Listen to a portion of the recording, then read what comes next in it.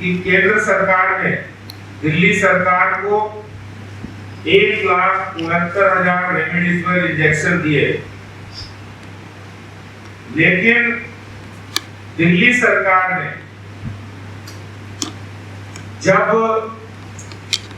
इसका कोर्ट में उन्होंने विवरण दिया, जब उन्होंने आरटीआई का जवाब दिया, तो मात्र 57,000 इंजेक्शन ही उन्होंने बताया कि हमें मिले हैं।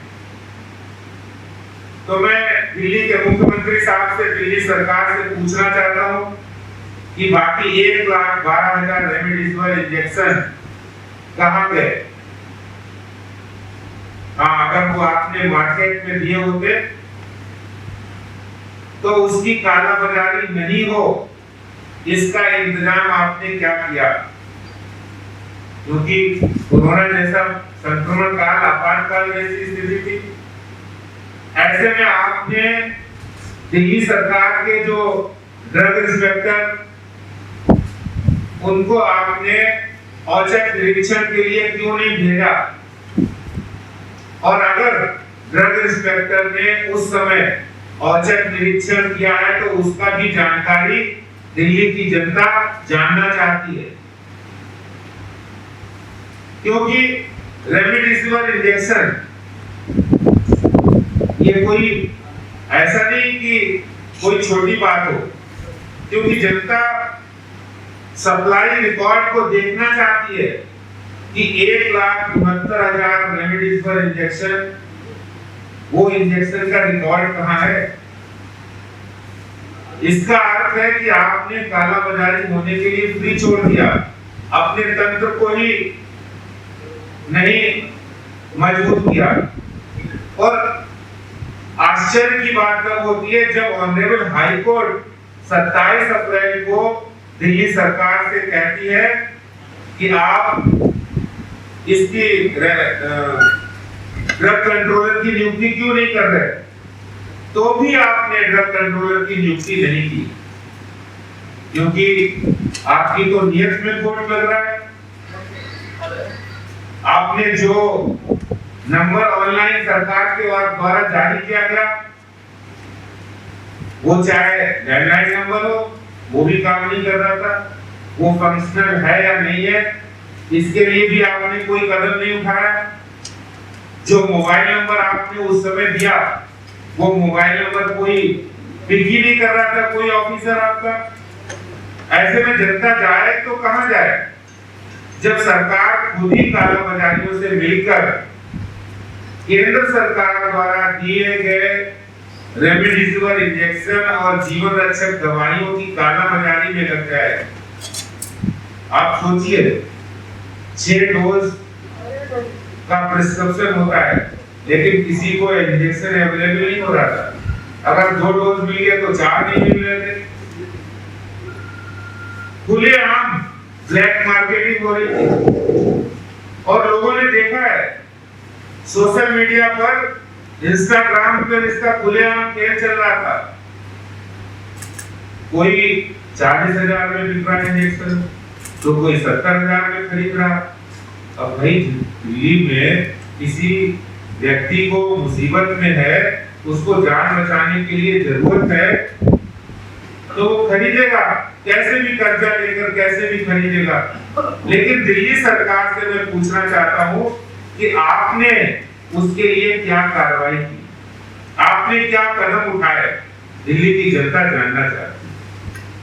और ऐसा नहीं कि मैं ये कह रहा हूं कि ये तथ्यों से परे बात है। अगर तथ्यों से परे होती तो दिल्ली पुलिस ने 303 केस दर्ज किए हैं कालाबाजारी के, और 153 लोगों को गिरफ्तार किया है। आंकड़े हैं मेरे पास, 303 लोगों की एफआईआर हुई है, 153 लोग गिरफ्तार हुए। इसका सीधा अर्थ है कि दिल्ली सरकार ने कालाबाजारियों के खिलाफ कोई कार्रवाई नहीं की। इनका सरकारी तंत्र, वो चाहे ड्रग कंट्रोलर हो या फिर ड्रग इंस्पेक्टर हो, उन्होंने कोई छापेमारी नहीं की, कोई औचक निरीक्षण नहीं किया। आप सोचिए, अगर अनुमान हम करें, अगर हम इसका कैलकुलेशन करें कि 1,12,000 इंजेक्शन जो मार्केट में उसकी आम कीमत है एमआरपी 2,500 के आसपास है, वो 35,000 का, 40,000 का, 70,000 का बिक रहा है। अगर 35,000 भी हम उसकी मान ले तो 292 करोड़ होते हैं। दिल्ली सरकार को जवाब देना पड़ेगा कि आपने काला बाजारियों से मिली भगत करके 1,12,000 इंजेक्शन कहां किए, उसका हिसाब देना पड़ेगा।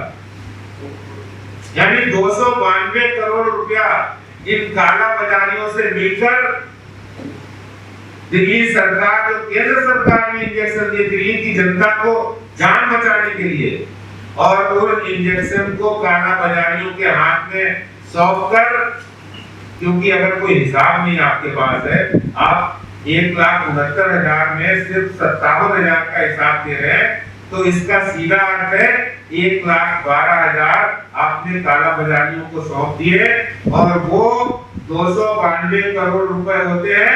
इसका जवाब दिल्ली के मुख्यमंत्री जी को देना पड़ेगा, भाग नहीं सकते हैं।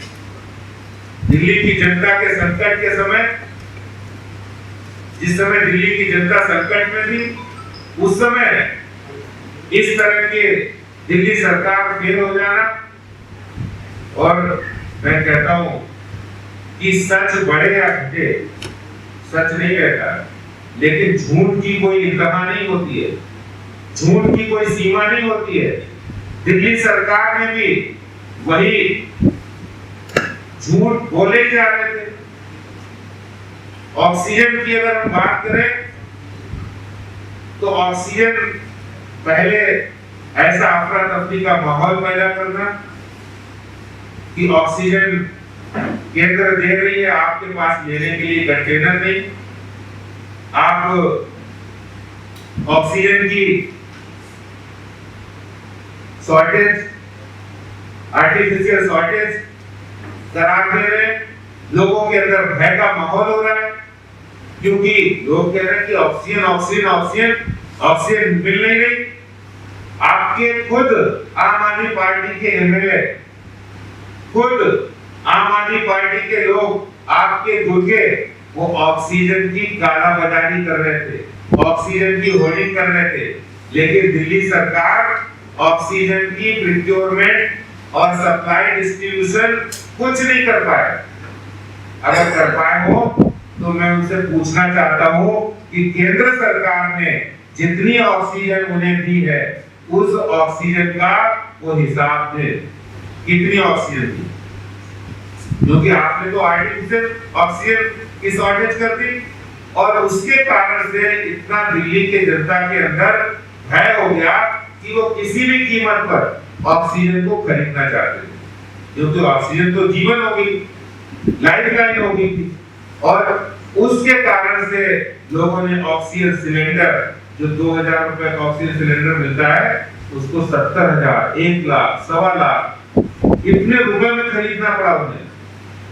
लोगों को ऑक्सीजन का डिस्ट्रीब्यूशन का सिस्टम नहीं पता था, इसके कारण से लोग लाइन में खड़े रहे और जब उनका नंबर आया तो उनको ऑक्सीजन नहीं मिली, जिसके कारण से उनके परिजनों को जान गंवानी पड़ी।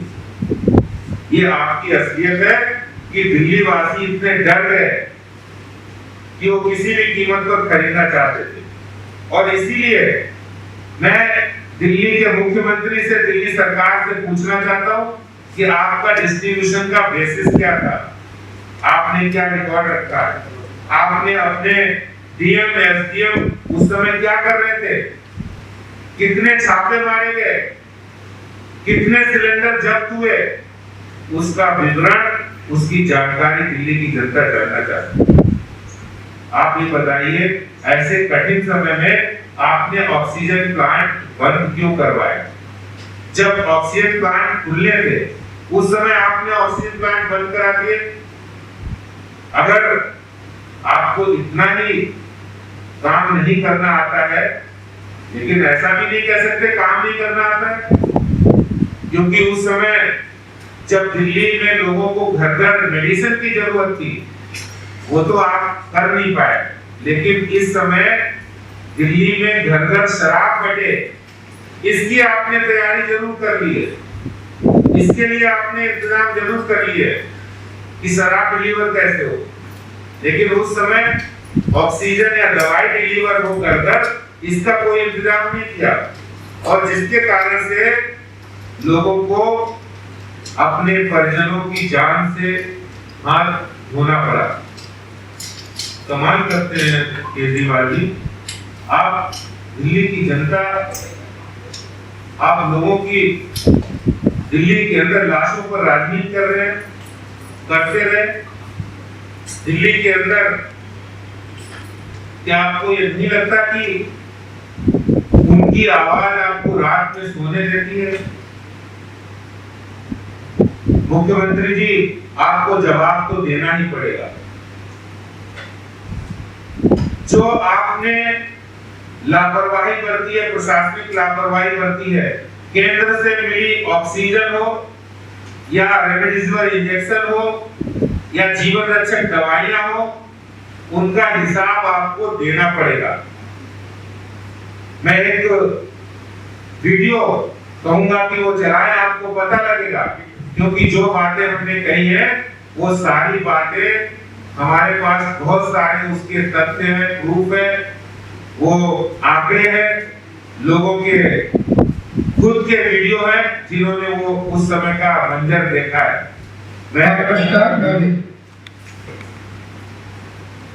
एक पाठक आप सभी को बताना चाहूंगा कि मेरे बड़े भाई 19 अप्रैल को कोविड पॉजिटिव हुए थे, और उस टाइम पे ना तो बेड की अवेलेबिलिटी थी, ना किसी और ट्रीटमेंट का अरेंजमेंट हो पा रहा था, तो इसलिए हमें उनके लिए ऑक्सीजन खरीदने पड़ी घर पे ही। और पहला ऑक्सीजन जो हमने खरीदा वो कोई अहमद थे, जिनका नंबर है 9671605409। I repeat 9671605409। इन्होंने हमें 45 लीटर का सिलेंडर दिया 60,000 का, उसकी किट 7,000 की अलग से, और डिलीवरी चार्जेस 2,000, और 69,000 का पहला सिलेंडर। उसके बाद 2-3 दिन बाद जब हमें दोबारा सिलेंडर की जरूरत पड़ी तो कोई मिलन थे पीतमपुरा में, जिनका नंबर है 9667060294। 9667060294। इन्होंने हमें 20 लीटर का सिलेंडर दिया 85,000 रुपये का, 85,000।